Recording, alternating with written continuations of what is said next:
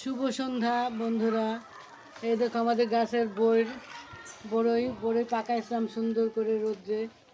সে বইকে আচার দেবো। আমার নাতি খুব আচার পছন্দ করে, এই জন্য নাতির জন্য আচার বানাচ্ছি। এই শুরু করলাম, এখন কতক্ষণ যে লাগবে এই বই সিদ্ধ হতে।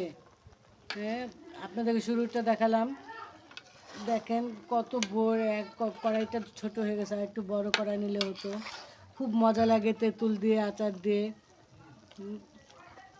আপনারা যদি কেউ আচার বানানো শিখতে চান তো আমার কাছে রেসিপি নিতে পারেন। আমি খুব সুন্দর আচার বানাতে পারি। আপনাদের রেসিপি আমাকে দিন, আমার রেসিপি আপনি নিন। হ্যাঁ, খুব মজাদার আচার। আবার পরে আপনাদেরকে দেখাবো আমি ফিনিশিংটা কেমন হয়। রোদ্রে শুকাতে হবে, অনেক ঝামেলা আছে আচার বানানোর। আপনাদেরকে একটুকু দেখালাম। এখন তেঁতুল দিয়ে বড়ি দিয়ে এখন সিদ্ধ করছি। ঘুরতে হবে ডাল ঘুটনি দিয়ে। তারপর রোদ্রে আবার শুকাতে হবে। চিনি লাগবে, প্রচুর চিনি লাগবে। চিনির যে দাম। বন্ধুরা আজ এই পর্যন্তই, পরে আবার আপনাদের দেখাবো। শুভ সন্ধ্যা।